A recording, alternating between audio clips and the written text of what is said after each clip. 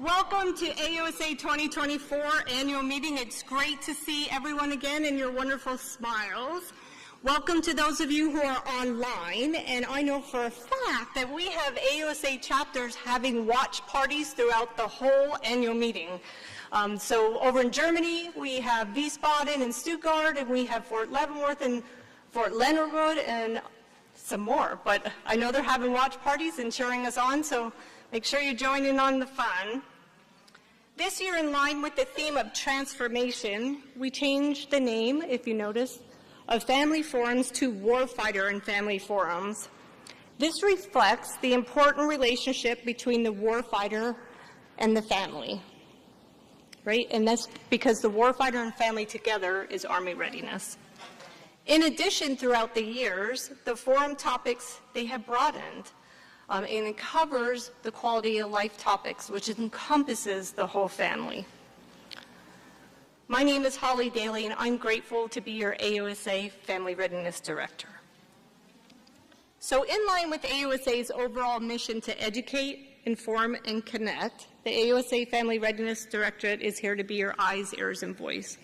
We are here for you, especially our service members, our soldiers and families, and those of you who support them. So thank you.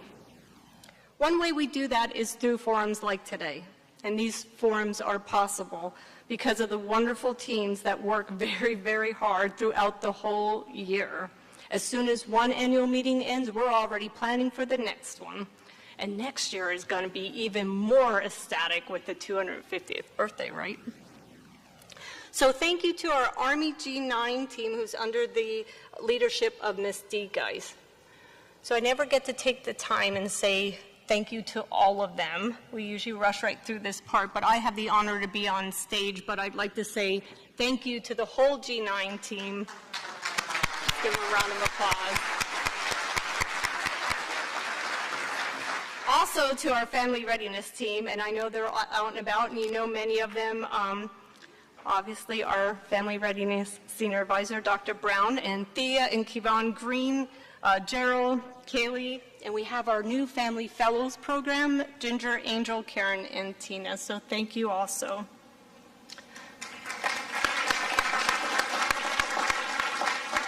So did you ever ask yourself, how do they even come up with these topics? How do they select them every year? Well, there is a process throughout the whole year, through a variety of different ways, and also through our Army senior leaders and their spouses. Thank you. We collect feedback and through our chapters, and that together in line with the Army messages selects our topics. So this year, as we continue to support the Army, we are honored to have 3 quality family forums for you, Warfighter and Family Forums.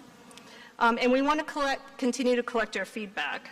So on cards, there are cards at your seat. They're the question cards, but also there's a QR code that's on it that's new this year. So to access the Warfighter and Family Forum feedback, scan that QR code. If you're in person, if you're online, we have the QR code for you online to scan. And when you're leaving or coming into the entrance doors, there's QR codes on the board. So we would welcome your feedback. And if you give us your feedback for simple questions, you get access to the digital resource swag bag, if you will, digital resource bag. And so check those resources out and then pass them on, please.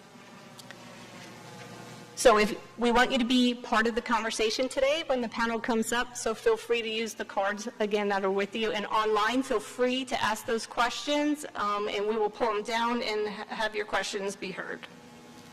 Don't forget to use our social media, hashtag AUSA 2024. Little tidbit, last year AUSA 2023 hit 102 million. So with that, at this time, it's my distinct honor to invite Dr. Patty Brown, our AUSA Family Readiness Senior Advisor, to the stage. Welcome, Dr. Brown.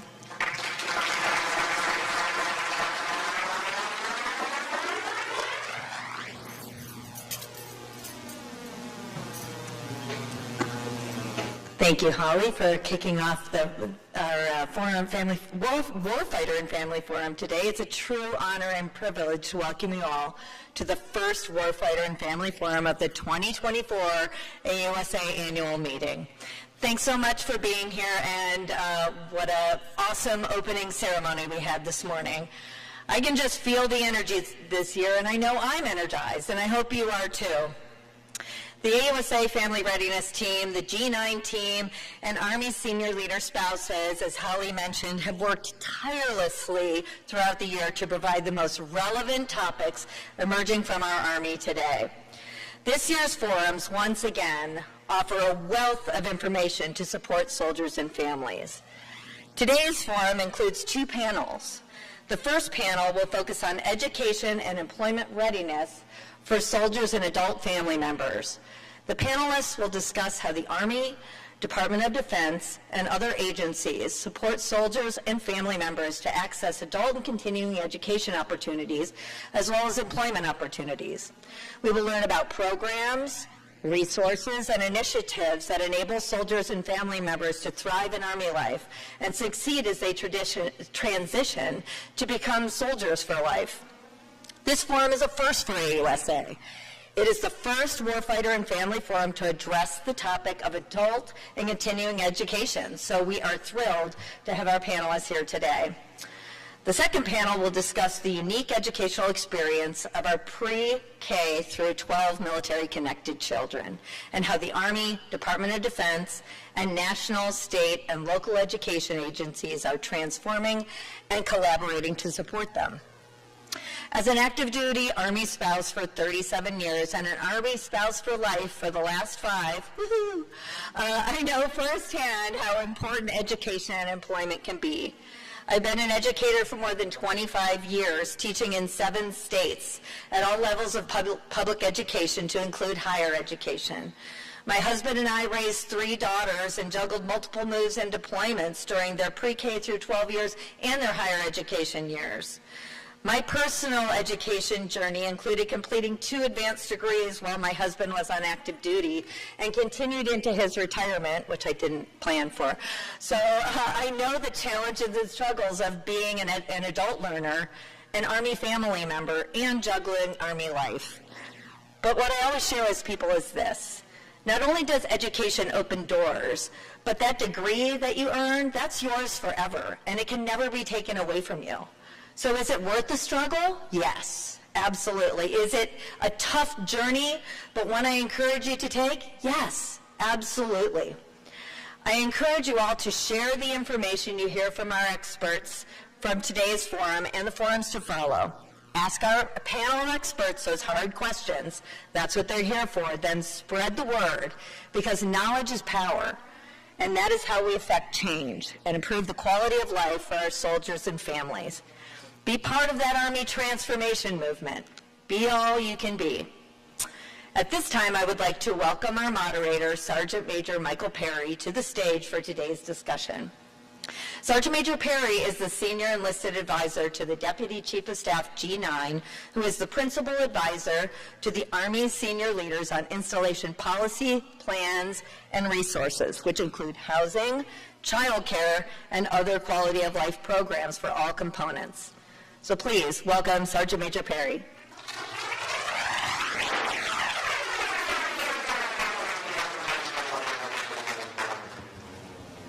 Thank you very much, ma'am. Dr. Brown, thank you for introducing today's important topic of education and employment readiness for both our soldiers and our families. At this time, I want to bring our distinguished panel to the stage to discuss the Army and DoD's efforts to support Army readiness through soldier and spouse education and employment programs and benefits.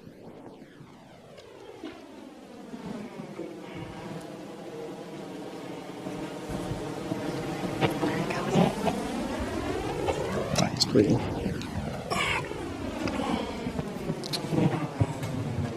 All right, first, someone who is very familiar to anyone that has been a part of these forums for some time now. We have the Honorable Patty Barron, the Deputy Assistant Secretary of Defense for Military, Community, and Family Policy. That's a lot, ma'am. Yes, I know. All right. Sitting next to her is Lieutenant General Brian Eifer.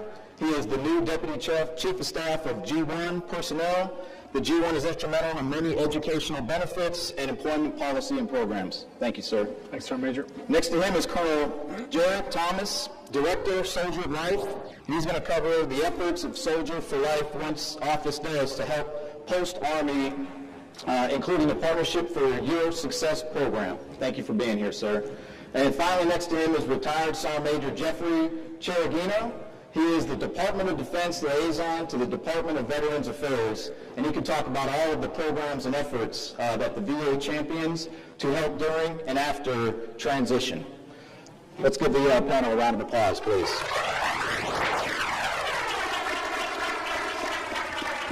All right, so at this time, we're going to go ahead and ask our panel members to go ahead and provide some brief opening remarks, and Honorable Baron, we'll start with you, ma'am. Thanks so much, Sergeant Major. Hi, everybody. I'm Patty Barron. I think the most important thing I want to say is I'm an Army spouse for life, too. My husband retired, I'm not going to tell how long it's been, but he has retired, and, it was an honor to be a part of the Army family and to continue to support the Army family as best as we can. So I'm excited to be here at AUSA because this is a place that I love very, very dearly, and I also get to say soldier as much as I want. Yes, I can. So just real quick, I am the Delegate of Military Community Family Policy, and that really is a cradle-to-grave policy and program deputate. And I say that because we have policy oversight for child and youth programs all the way to casualty and mortuary affairs and everything in between. We're going to be talking about military spouse employment, education, and possibly transition today, so I won't go into an awful lot of detail. But what I will tell you is that we have been working very, very hard to make sure that anything that we offer our families, we're also working in conjunction with the services. It's really important that we work with our partners across from the services because we can't do it without them, and I'm hoping that they also feel that they can't do it without us. So that's a little bit of who I am. All right, thank you very much. Ma'am, sir? All right, I am your G1, and I've been in the job just over a month or so, and I'm in a fact gathering, and I'm getting a lot of assistance from a lot of people, and some of them are here today. So it's been really good tackling the challenges that we have. I was a military spouse at one point, and my military spouse is here as well. And I just want to give a hand. Who's a spouse here? Who's a military spouse? All right, give yourself a round of applause. And I just said our family, our kids, I would say, the kids are more resilient because of it and all that stuff. But I want to say thank you for what you do, for what you endure. All the sacrifices along the way of a career in the military, and as with the kids as well. It's an amazing journey. You learn a lot, but it is tough, and it's really hard. And we're here to try to solve some of those challenges and make it a little smoother. I mean, this isn't some of another industry or a commercial partner. It is the Army. So some of the things that we're asked to do as soldiers, DoD civilians, is a lot. It's a heavy lift. But we try to soften that burden on our families and through all the programs that we're trying to do. So look forward to sending your questions today, and thank you again for letting us be here today. Thank you, sir. Awesome. Colonel Thomas. So I am Joe Thomas. I am the Director for Soldier for Life, and I really enjoy what I do on a daily basis. One reason this is important to me is I've been in almost 29 years. This January will be 29 years for me. I'm also married to my bride, and it's been 28 years for us this year. And then I'm a father of a 25-year-old architect in New York City and a 21-year-old senior in college. So the quality of life aspect of what we do is critically important to me and the Thomas family as it is to you and your family. And so professionally, that's been important to me. Also, I've found myself pretty lucky in the last few jobs that I've been in, and it's great to see some familiar faces out here, but served as the G9 XO a little while ago. Yes, sir. With Sergeant Major Perry. And also just recently came out from the G1 and the G1 XO as well. And so I got to see both sides of the quality of life issue, how we take care of families in the Army, and I will tell you, your Army is doing a great job for your families, doing a great job for soldiers, and it was nice to see that as well. Again, as the Director for Soldier for Life, I've been in this job since September of 2023, so it's been a little over a year for me. When I first came over to the position, I was under the assumption that I really only had to talk to external stakeholders and people outside the Army family about what we do, but quickly realized that I've got to do a little more talking to the Army about what we do and what we can provide for our families and provide to our service members as well, especially as a organization that covers the entire soldier life cycle. But we also, we're known for what we do for our transitioning soldiers, but we start off at the very beginning when soldiers first come on and become soldiers, continuing soldiers, veterans, retirees, their family members, so it's great work.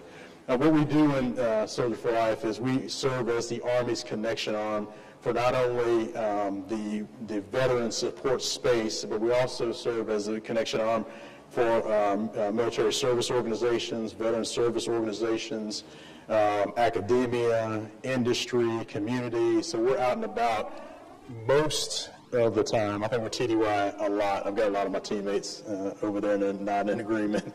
We're TDY a lot getting after this work, so we're really happy to do it, and I look forward to having this conversation with the group that's here today as well. Okay, sir. Well, good afternoon, everyone. Jeff Cheragino with the Department of Veterans Affairs. First, thanks to AUSA for having the VA out here today to talk about it. VA is very large, a very large organization, and we provide a lot of opportunities to our veterans, our service members, their families. Traditionally, when we think about the VA and we think about education, we think about the GI Bill. Fittingly, this is the 80th anniversary of the GI Bill. President Roosevelt signed it off in 1944. Millions of lives changed because of the GI Bill. This last year, we had 862,000 beneficiaries use it, issued $10.8 billion worth of educational funds to those who serve their country. But just not only thinking about the VA is just not about the GI Bill when it comes to education. It's very important to start exploring about what other opportunities they have when it comes to education. We have Fry Scholarship, we have STEM Scholarship. The Veterans Health Administration has numerous scholarships out there. There's a Yellow Ribbon program that we have if you're a disabled veteran. There's Veterans Readiness and Employment. For those family members of disabled veterans, there's dependent education assistance. There's so many other things that are out there as I go around and talk to people that they're not familiar with. And so just a matter of becoming educated and knowing what those opportunities are. When I retired last year from the military, we also have many opportunities in the VA for veterans to come on. The Veterans Benefits Administration, more than 50% of our employees are veterans.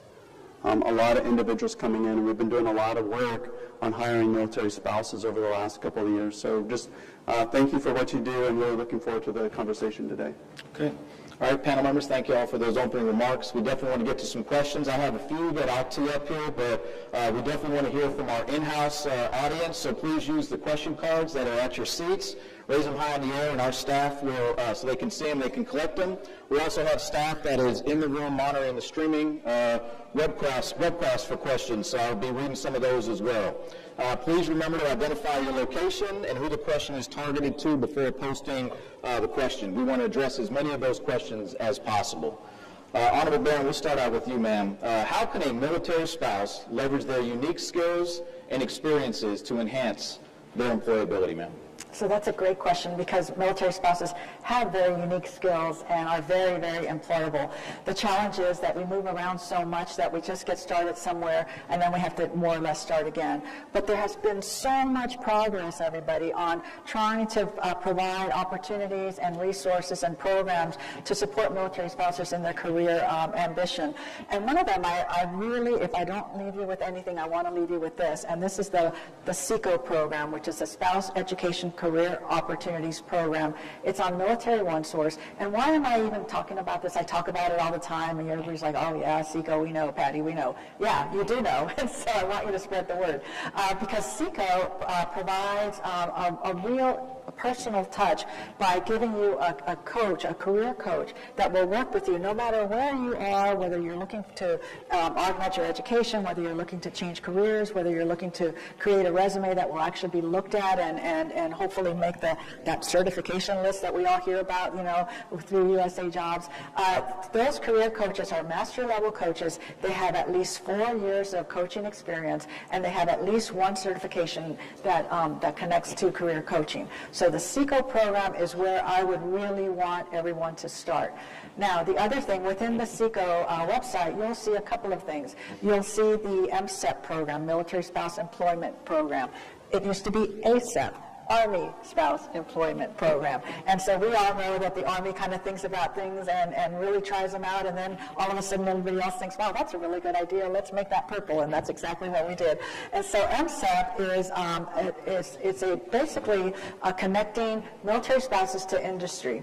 And we currently have almost over 850 MSEP partners in the MSEP portal. And we have started, because I see you guys over there, we have started to actually vet those industry partners to make sure that they're doing what they say they're going to do, so that they don't just slap a DOD logo on their website and think that's it. We actually, every quarter, we reach out to them and we ask them certain questions, and depending on how those questions are answered, they're either in green, yellow, or red status. And so that's important. One other thing I want to mention is our Defense State Liaison Office, which works at the local and state level, where the certification for licenses and certification portability, that's always very difficult, but we've made it easier. And by creating interstate compacts in different career fields, a lot of them have taken off, and there are almost every single state in the United States has at least one compact that they've agreed to, and many, many have agreed to many more. So those are some of the things. I do want to just really quickly point out someone very special in the audience, and that's Secretary Greer Martin, who is the Secretary for Veterans and Military Affairs for the state of North Carolina. Greer, wave your hand. He used to be my old boss, and he worked as the acting ASD MNRA at DOD. And the reason I wanted to point it out is that because we're not doing this alone. We at the OSD level are working hard. The services, the Army is working really hard, but there are states that have really decided that they are not just going to work with veterans, but they're going to be working with military families. North Carolina is a great example of that. Maryland, they made this year the year of the military spouse, and they have really committed to making sure that a lot of the areas where there are gaps, that they're going to try to fill those gaps and support military spouses. And the last thing I'll mention is, again, under the SECO umbrella, there's a program called MyCAA. That's about education. It's a $4,000 scholarship that you can receive to either get an AA degree or a certification that you've been working on, or continuing education credits that you need for your license. And so that's a wonderful support and help for you not to have to get those out-of-pocket expenses go up too high. And MyCAA recently, through the Secretary of Defense's Taking Care of People initiative, expanded so that now we offer MyCAA from E1 to E9, W1 to W3, and O1 to O3. So lots of different ways that you can get involved and really, for that spouse, make themselves really ready to be employed, and for that employer to see a military spouse that they will hire and will think to themselves, this was the best decision I have ever made in my life. What an amazing employee. Thank you so much. EFMP, General Eifer. So, G9 is the proponent, sir, but it is clearly a collaborative team of team efforts from OTSG, IMCOM, AMC, HRC, and of course the DCS G1, sir. From your perspective, does EFMP enrollment decrease a soldier's ability to get promoted, attend schools, et cetera, sir? Well, the short answer is no, not that we've seen in all our research and data. But more importantly, I think the bigger issue is how we're doing EFMP has got to change. We're going to make some changes, and we're going to work with her team as well to streamline some of the processes that seem to be very slow. Just to get orders sometimes is a chore. And so we've got to get better as an Army and as a department to streamline that process without taking an unnecessary risk with putting our families in a place where they can't get the care and support they need.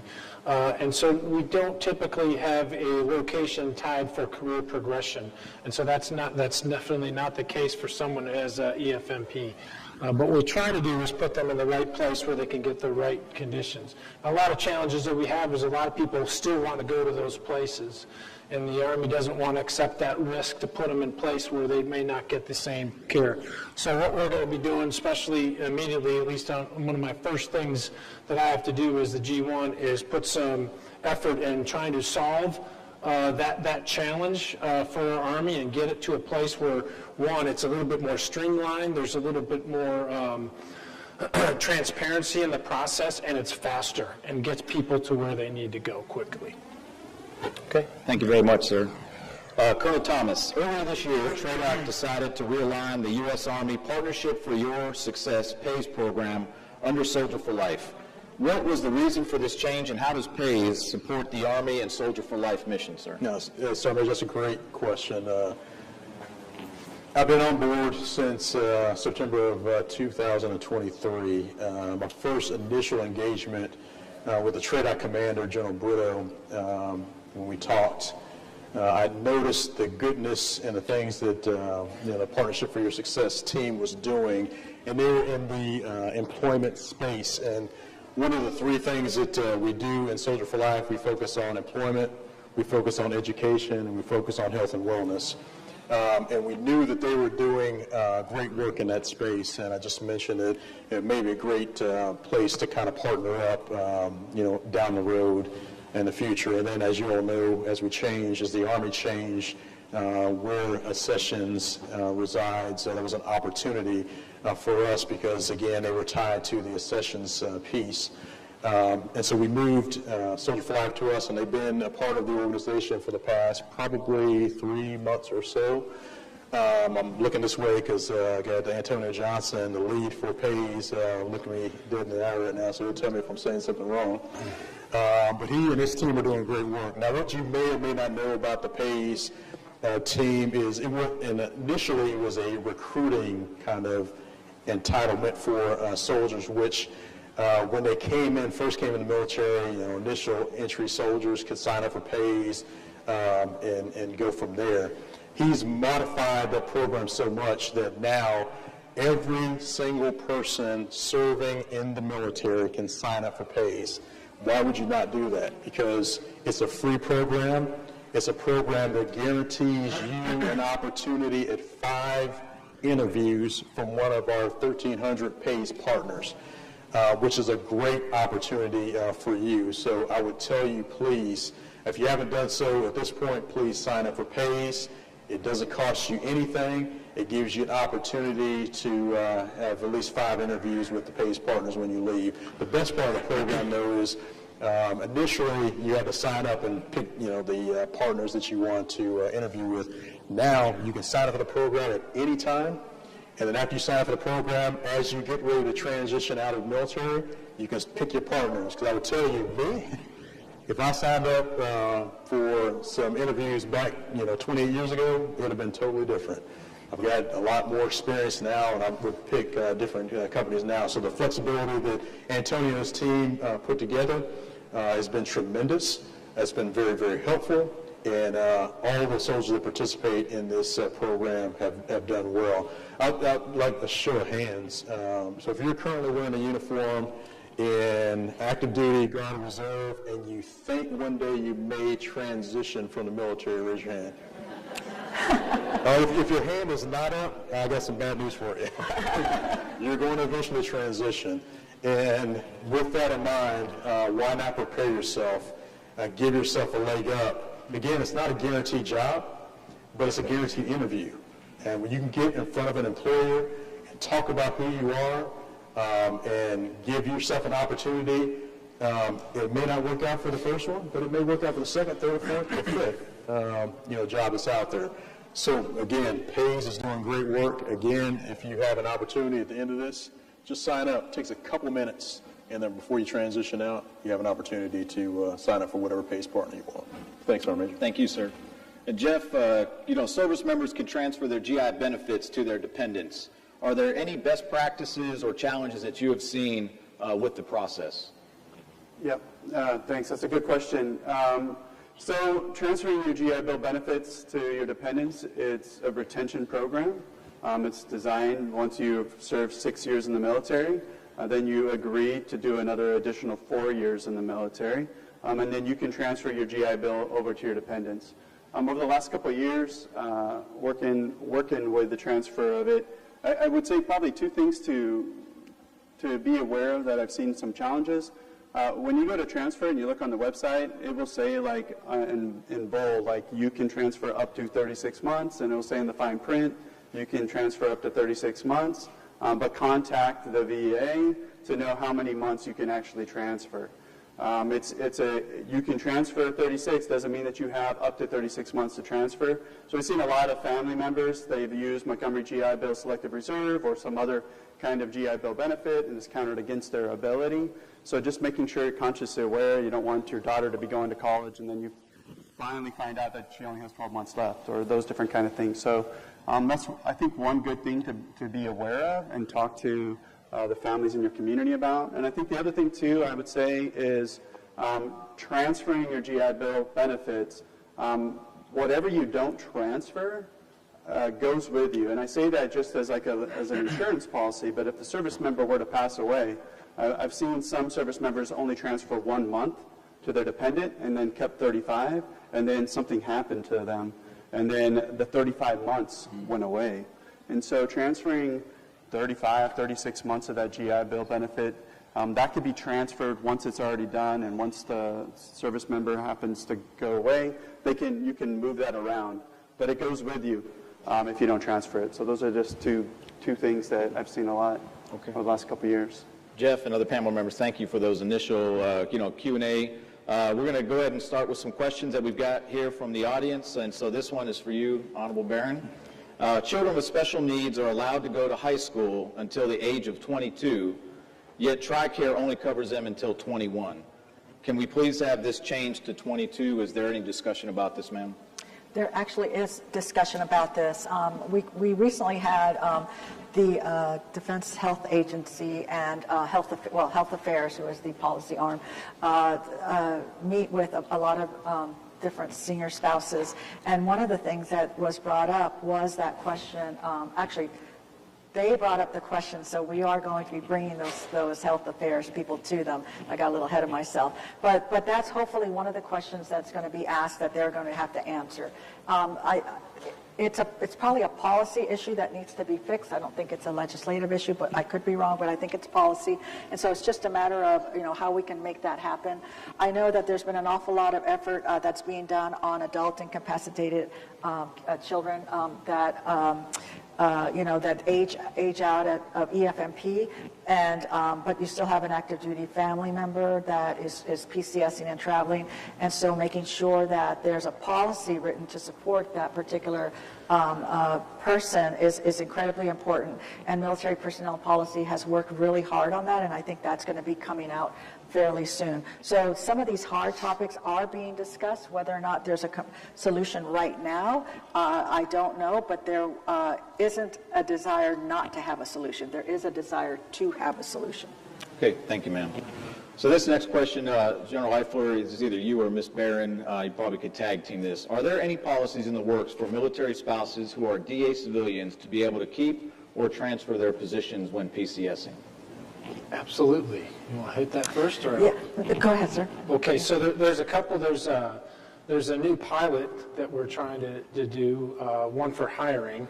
But the voluntary transfer is one of the things that we're trying to do to make sure that we're in the system and you can transfer and you go from one place to another. That seems like we're already doing that, but we've had some challenges to that, but that's one of them. The other thing that's interesting is I know General Jones Omar, a friend of mine, has this, that direct hiring authority for civilians, for Army spouses, which we didn't have before, and we had that. That was an agreement made, I think, in 2023, and so spouses can get hired into that as well. And then the other one is the some of the things that we're trying to do overseas. So like if you have a great job here and you're working domestically and then you get transferred overseas, there's a new pilot program in place that allows you to telework from, let's say, Europe back to your domestic job back in the United States. And that was an agreement that we struck between the Department of State. So we're trying to get creative in how we do some of these things with job transfers. I mean, I remember my son trying to be a lifeguard, was a lifeguard, and then he had to start all over when we PCS'd. We're trying to eliminate that, and I think the more we do that, the better off we're going to be. Thank you, sir. Yeah, and thank you, sir, because that's exactly right. There's an awful lot of forward movement in that space. I think the services are doing a great job of looking at where are the barriers and how can you remove the barriers so that you can go from one place to another. It's a little bit more complicated when you go overseas, and that's where the domestic employee telework overseas DEDO issue is. And the agreement that we have with state has been so incredibly important, because if you are a spouse that's hired by the federal government, not just DOD, federal government, and your military member gets orders overseas, what you can do is possibly take that job with you and telework or work remotely from overseas. But here's the rub. You have to go to your supervisor first and ask if your job lends itself to telework or remote work. If the answer is yes, then you would go to that agency's DEDO point of contact. Every agency is supposed to have a DEDO point of contact. And then you start working the process to get that DEDO agreement. If you work for the federal government, you cannot by law work overseas without one. You can't telework without one. And so it becomes very, very important. If you go to Military OneSource or you just put in DEDO in the search engine of Google, it'll take you to an entire page that we have dedicated to the DEDO agreement so you can have as much information as possible. And then the other thing that I would say is that the Army has a lot of really great programs to provide that type of movement and continuity. But I think that you have to watch your time between the time that you leave your job and want to start that job all over again. I believe it's like a 30-day window that you have to watch. So. Okay, thank you both. I'll add something too there as well. And that goes for military spouses in the VA as well. We all work really close when it comes to these challenges that are over there. We have we used to have a Veteran Employment Service Office. We call it now Veteran and Military Spouse Talent Engagement Program. And we do a lot of work to make sure that as military spouses move, that we are on our end as an employer, part of MSEP since 2019, to make sure that we're able to get those jobs transferred as well. Yeah. Okay, thank you all. Jeff, this question is for you. Is the VA considering allowing remarried surviving spouses the opportunity to retain I think it's the Fry Scholarship? So there is by law, in order to maintain the Fry Scholarship, it's either 55 or 57. If you get remarried before that, then you would not be able to maintain it. But the law allows for an individual that got remarried after 55 or 57, one of those 2 dates, years, to be able to maintain. Okay. Honorable Baron, this question is for you. Are there any initiatives being worked for spouse internship program for GS jobs? This could help with large family support, community support.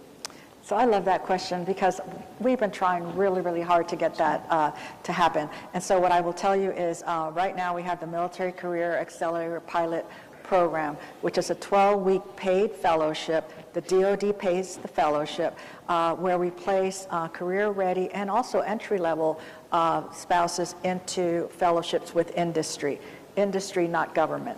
Now, what's really exciting about this program and why we would like to expand it is because there are probably over 800 spouses that from the time that it started, which was last January of 23, to now, we've actually probably placed about 800 spouses in fellowships, or they're in the process of getting put into fellowships.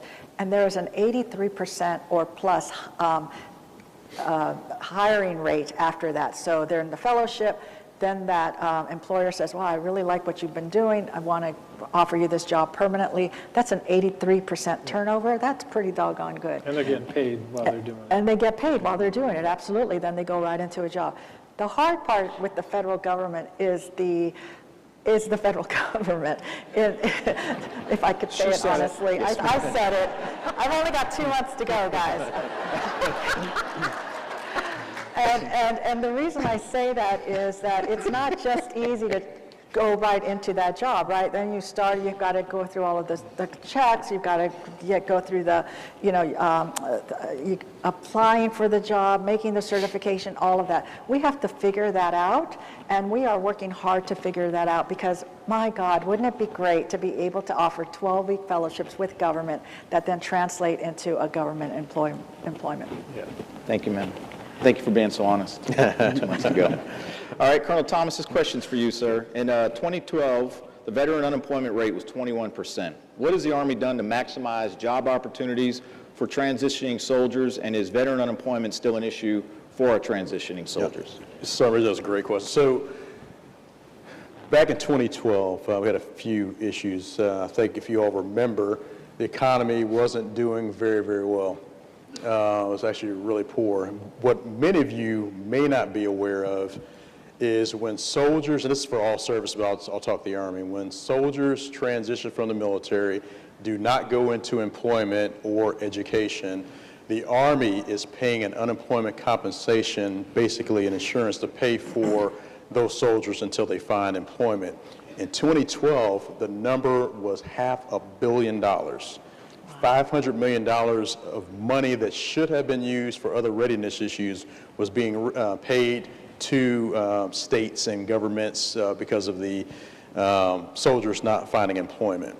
So that was one issue.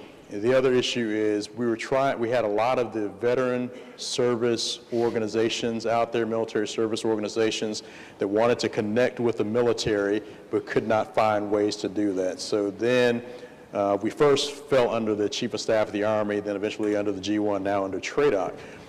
But during that time, yes, employment for soldiers was higher than the national average. It was about 21%. Now, I try to tell my team this year, I said, hey, we can't take too much credit for that because the economy had a vote. The economy did get a little bit better. The unemployment rate for soldiers is a lot less than it was at that particular time, thank goodness. For us now, for soldiers, it's less unemployment and more underemployment.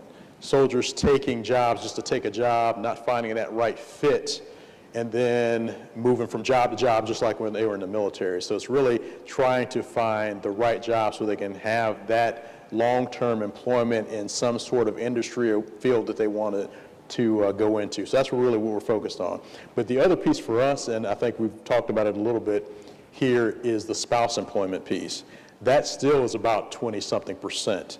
And so when we go around the country talking to various groups, we're concerned definitely about employment options for our soldiers as they transition out, but we're also concerned about the spouse employment. What I tell my team and others that I talk to, when soldiers they vote with their feet. And right now we have basically 2-income households now so that people can survive. And my wife, who's here, and if you say anything bad about me, she'll come to my defense. But when we first got married back in '96, and I had to come back from Germany, pick her up, bring her back to Germany after we got married. She had a difficult time finding employment. She had just come out of corporate America with a great job. And so we made the decision back then that she would eventually become a stay-at-home mom with our kids. But that's a tough thing when you have a household that needs 2 income to make ends meet. And again, soldiers will vote with their feet. So what will happen is when you have difficult times for the spouse, eventually the spouse is going to say, look, we've got to do something different. I can't go from job to job. I'm having trouble finding employment. It's hard to get into a field and not start over and over again.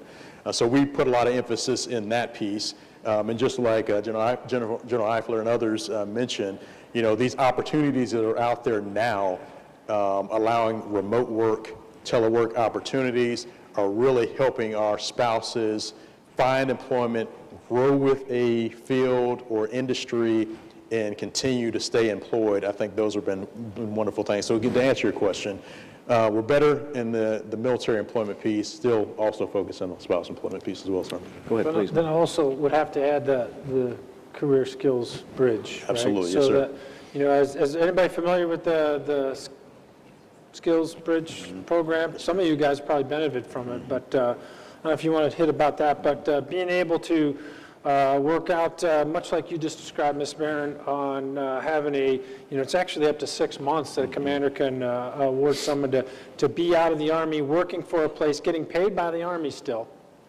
and transition into the commercial sector.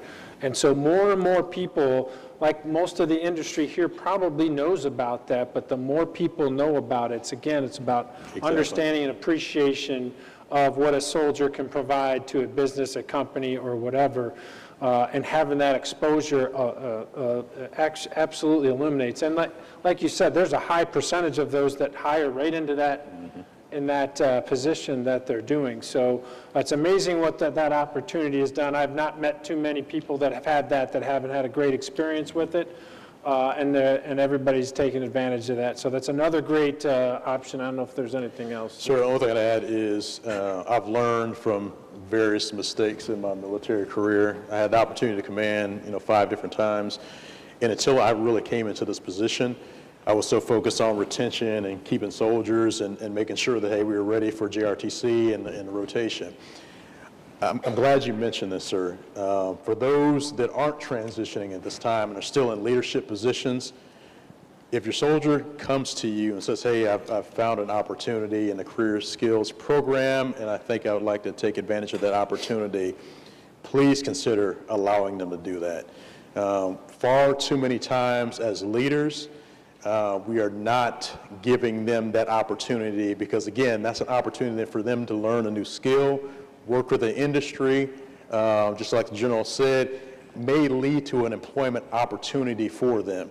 And what we want to do as leaders in the Army is to make sure, as we talk about readiness in the Army, we need to make sure our soldiers are ready for that transition. And that's one opportunity to allow those soldiers to be ready for that transition when it comes. And really, it's not necessarily, the intent of it was like for the first termers getting out. I see a lot of people retiring using that. It's different, but we're talking people who've done their 4, 5, 6 years and are getting out. Those are the ones that need the most help to transition. That's right. So. And I would add to it as well for the audience. The audience is just thinking about how we reimagine the way that we think about education and employment, these two topics. It's got to be something that's really thought of like earlier in the career as you begin your career.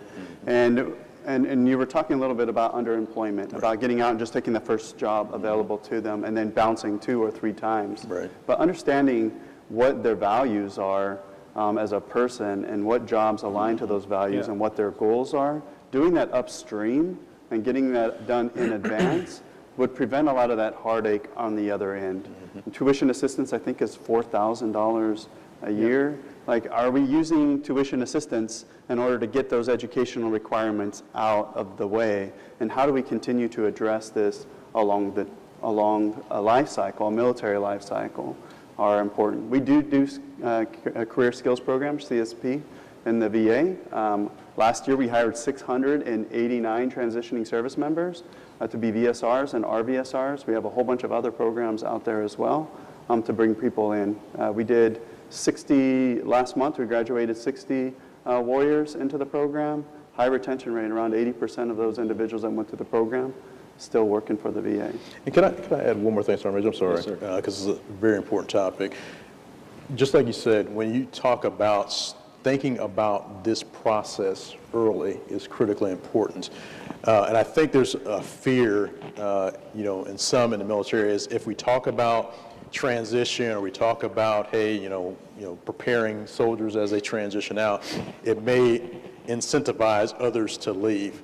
I will tell you, if you talk to me back 28 years ago about opportunities out there, it would not have encouraged me to leave.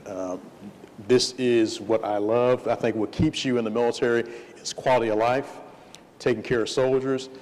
So as leaders, don't fear that piece.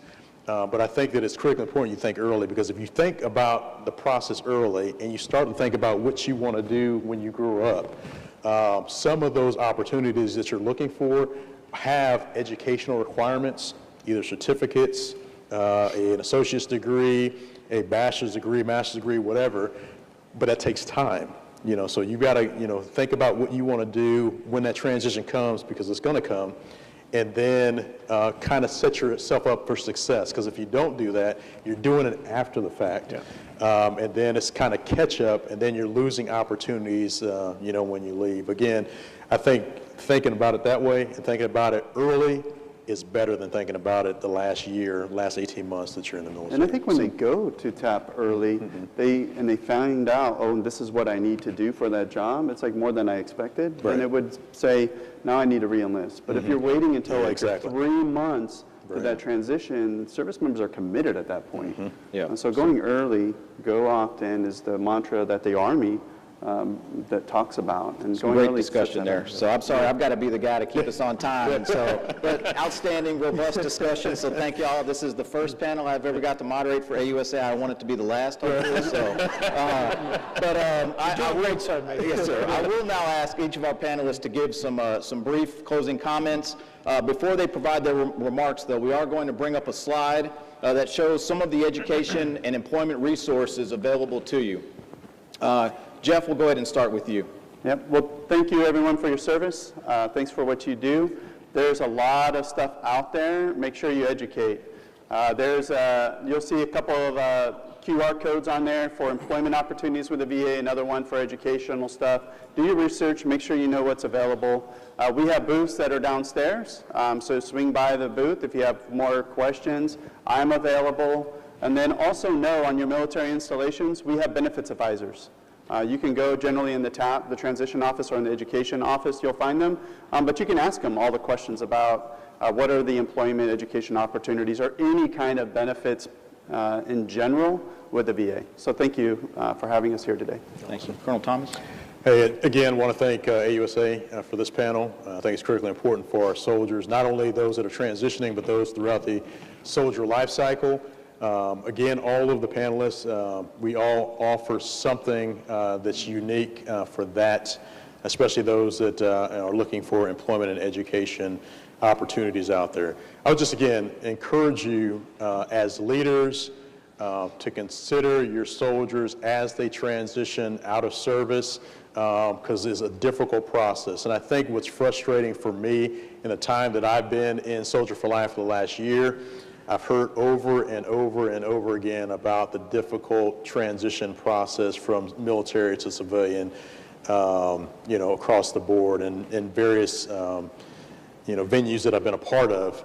Again, part of it is, I think, not the fact that the services and the Army are not providing opportunities, and the VA are not providing opportunities. I think that our soldiers, in a lot of cases, just don't know about those opportunities.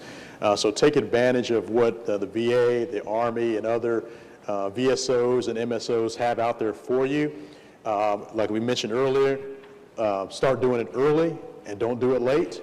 But take advantage of those opportunities. And then I would end with one important thing, like I started off with, is the Partnership for Your Success. Again, visit their website, sign up for that program. Eventually, when you get ready to transition out of the military, then pick the industry or locations that you want to potentially work with and have an interview with. And the great thing that Antonio is doing now is he's actually partnering with states and government organizations as well. He's doing great work with that and partnering with governors and mayors and local installations and things out there. So I would highly encourage you, if I could foot stomp that, go on to pay, sign up. It takes a couple of minutes, and then revisit that when you get ready to transition. That's at least 5 interviews to get you set up for success as you transition back to civilian life. Really appreciate what you all do for our soldiers. General Eifler, sir? Yeah, so you're G1, and we're here to help, and status quo is not what we're aiming for. We're going to make changes. We've got our IPSA folks here, famous Becky Lust back there. You might know her from Instagram. that she's here. We've got our building team from the G1 here. We also got HRC here. We're here to help. So if we didn't get to your questions, please just chase us down afterwards, email us, talk to us. But we're here to make a difference. We're trying to keep good people in the Army, keep good families in the Army, and make a difference for our veterans as well. So all that we can do, we'll take your suggestions, but we are not waiting around to do the norm. We are moving out and trying to get better and make it better for our soldiers and our family members. So thanks again for having us. Thank you, sir. Honorable Barron. So I'm going to take this opportunity to talk about the spouse unemployment rate because I just have to mention it for just a minute. So you know what, we have made incremental changes. In 2017, it was 25%. I don't know exactly what it is right now because the ASDSS, the Active Duty Spouse Survey, is being analyzed right now, and I'm really hoping that we've got some good numbers there. But whether we do or we don't, I just hope it's not going up, but whether we do or we don't, the challenge isn't that there aren't resources and opportunities to find employment, because you've heard, and you've heard me talk about all of the different places you guys can go to find a career coach, to find someone that's going to walk you through the process of a USA Jobs application, to look at your resume, make sure it's all great, to upskill through lots of programs that I didn't get a chance to talk to, through an awful lot of things. You can actually use these resources to help you find employment.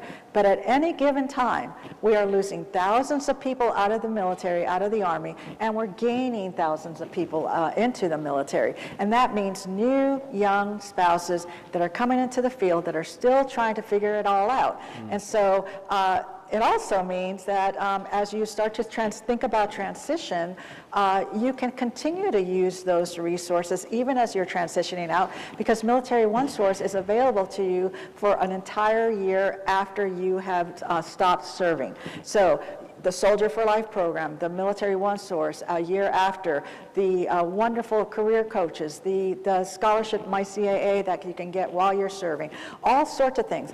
We need to start telling the good stories that are out there about employment, because they are out there. And the more we say, oh my goodness, this hasn't moved, we're not taking into account a lot of the reasons why: new people in, people going out, PCSing a lot, all of the things that make it difficult. But we've got the resources. We can help you find employment. Just like you all said, come to us, find our resources, and let's get hired and let's get working. Thank you very much. All right. I'd like to thank all of our panelists for providing us with your expertise, your insight, your valuable information, and of course your passion. Please give them another round of applause.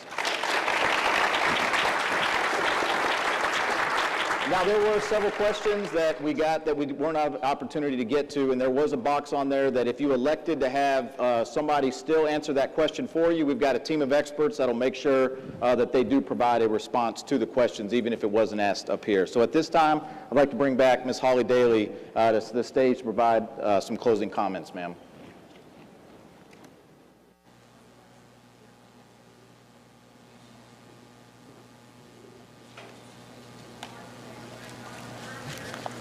Thank you, Sergeant Major Perry, for moderating today, and thank you to the whole panel. Thank you for your wealth of experience and for your dedication to all of us.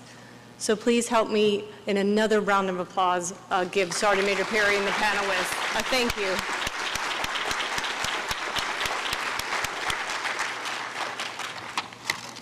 Wow, what a fantastic and informative panel, and the resources you heard about throughout the panel and you saw on the screen, please use them and please pass them on. And I had a really great question from Mrs. George about, are the resources going to be posted on the website? So we will get them. They're not there currently, but we will get them posted for you and put on the website and out on social media. Some of them are in the resource digital swag bag that we talked about, the QR code that's on your question card. Some are in there, but we will get the rest of these out there for you. So hopefully you had a chance to take a picture of them. So we are not taking a break, and we are transitioning. Talk about transformation as our theme. We are transforming in our readiness and it continues, right, as we into our next forum.